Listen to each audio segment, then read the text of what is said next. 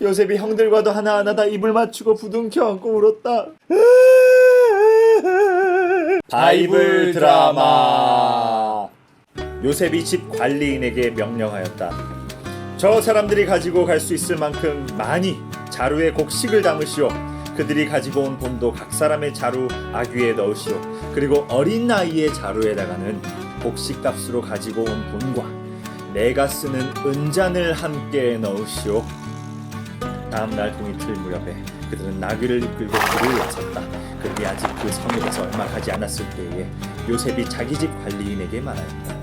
빨리 저 사람들의 뒤를 쫓아가시오. 그들을 따라잡거든 그들에게 너희는 왜 선을 악으로 갚느냐? 어찌하려고 은잔을 훔쳐가느냐? 그것은 우리 주인께서 마실 때에 쓰는 잔이요 점을 치실 때에 쓰는 잔인 줄 몰랐느냐? 너희가 이런 일을 저지르다니 매우 고약하구나 하고 호통을 치시오. 관리인이 그들을 따라잡고서 요셉이 시킨 말을 그들에게 그대로 하면서 호통을 쳤다. 그러자 그들이 그에게 말하였다. 아니 어찌하여 그런 말씀을 하십니까? 소인들 가운데는 그런 일을 저지를 사람이 하나도 없습니다. 지난번 자루 아기에서 나온 돈을 되돌려 드리려고 가나안 땅에서 여기까지 다시 오지 않았습니까? 그런데 어떻게 우리가 그대의 상전댁에 있는 은이나 금을 훔친다는 말입니까? 소인들 가운데서 그 어느 누구에게도 그것이 나오면 그를 죽여도 좋습니다. 그리고 나머지 우리는 주인의 종이 되겠습니다. 그렇다면 좋소. 당신들이 말한 대로 합시다. 그러나 누구에게서든지 그것이 나오면 그 사람만이 우리 주인의 종이 되고 당신들 나머지 사람들에게는 죄가 없어. 그들은 얼른 각자의 자루를 땅에 내려놓고서 풀었다. 관리인이 맏아들의 자루부터 시작하여 막내 아들의 자루까지 뒤지니 그 잔이 베냐민의 자루에서 나왔다. 이것을 보자 그들은 슬픔이 북받쳐서 옷을 찢고 울면서 저마다 나귀의 침을 다시 씻고 성으로 되돌아갔다. 유다와 그의 형제들이 요셉의 집에 이르니 요셉이 아직 거기에 있었다. 그들이 요셉 앞에 나아가서 땅에 엎드리자 요셉이 호통을 쳤다. 당신들이 어찌하여 이런 일을 저질렀소? 나 같은 사람이 점을 쳐서 물건을 찾는 줄을 당신들은 몰랐소? 우리가 주인 어렵게 무슨 할 말이 있겠습니까? 무슨 변명을 할 수 있겠습니까? 어찌 우리의 죄 없음을 밝힐 수 있겠습니까? 하나님이 소인들의 죄를 들으셨으니 우리와 이 잔을 가지고 간 아이가 모두 주인 어린애의 종이 되겠습니다. 그렇게까지 할 것은 없어. 이 잔을 가지고 있다가 들킨 그 사람만 나의 종이 되고 나머지는 평안히 당신들의 아버지께로 돌아가시오. 이 종이 주인 어린께 감히 한 말씀 드리는 것을 용서하여 주시기 바랍니다. 어른께서는 바로와 같은 분이시니 이 종에게 너무 노여워하지 마시기 바랍니다. 이전에 어른께서는 종들에게 아버지나 아우가 있느냐고 물으셨습니다. 그때의 종들은 늙은 아버지가 있고 그가 늙음하게 얻은 아들 하나가 있는데 그 아이와 한 어머니에게서 난 그의 친형은 죽고 그 아이만 있기 때문에 아버지가 그 아이를 무척이나 사랑한다고 말씀을 드렸습니다. 그때 어른께서는 종들에게 말씀하시기를 어른께서 그 아이를 직접 만나보시겠다라고 데리고 오라고 하셨습니다. 그러나 어른의 종인 소인의 아버지는 이 종들에게 너희도 알지 않느냐? 이 아이가 어머니가 낳은 자식들이 둘뿐인데 한 아이는 나가더니 돌아오지 않는다. 사나운 짐승에게 변호당한 것이 틀림없다. 그 뒤로 나는 그 아이를 볼 수 없다. 그런데 너희가 이 아이마저 나에게서 데려갔다가 이 아이마저 변호당하기라도 하면 어찌하겠느냐? 너희는 백발이 성성한 이 늙은 아버지가 슬퍼하며 죽어가는 꼴을 보겠다는 것이냐? 하고 걱정하셨습니다. 아버지의 목숨과 이 아이의 목숨은 이렇게 얽혀 있습니다.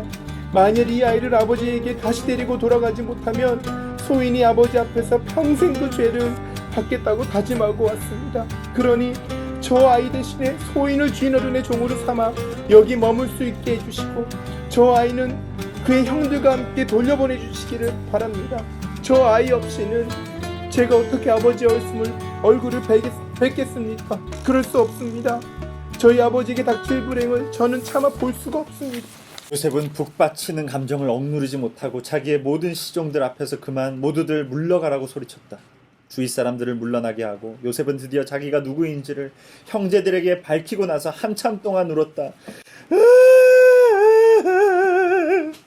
그 울음소리가 어찌나 크던지 밖으로 물러난 이집트 사람들에게도 들리고 바로의 궁에도 들렸다. 내가 요셉입니다. 아버지께서 아직 살아계시다고요? 요셉이 형제들에게 이렇게 말하였으나 놀란 형제들은 어리둥절하여 요셉 앞에서 입이 얼어붙고 말았다. 이리 가까이 오십시오. 내가 형님들이 이집트로 팔아넘긴 그 아우입니다. 그러나 이제는 걱정하지 마십시오. 자책하지도 마십시오.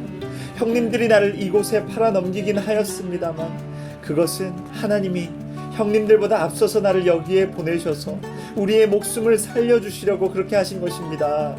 이 땅에 흉년이 든 지 2년이 되었습니다. 앞으로도 5해 동안은 밭을 갈지도 못하고 거두지도 못합니다.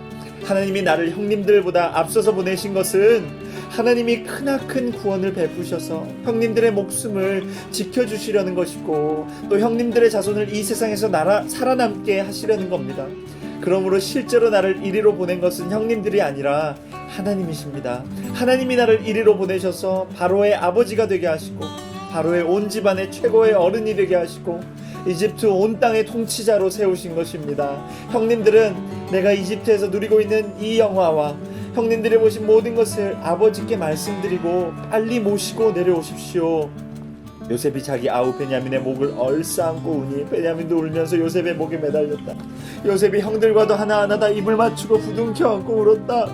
그제 요셉의 형들이 요셉과 말을 주고받았다. 요셉의 형제들이 왔다는 소문이 바로의 궁전에 전해지자 바로와 그의 신하들이 기뻐하였다. 바로가 요셉에게 말하였다.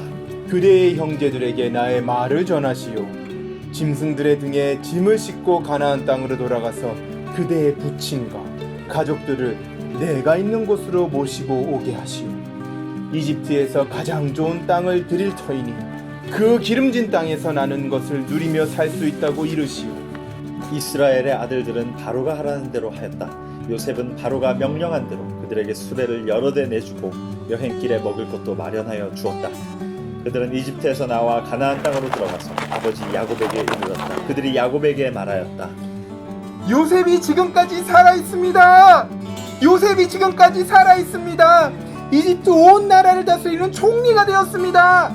이 말을 듣고서 야곱은 정신이 나간 듯 어리벙벙하여 그 말을 고지 들을 수가 없었다. 그러나 요셉이 한 말을 아들들에게서 모두 전해 듣고 또한 요셉이 자기를 데려오라고 보낸 그 수레들을 보고 나서야 아버지 야곱은 비로소 제정신이 들었다. 이제는 내가 죽어도 한이 없다. 내 아들 요셉이 살아있다니 암 가고 말고 내가 죽기 전에 그 아이를 보아야지. 바이블 드라마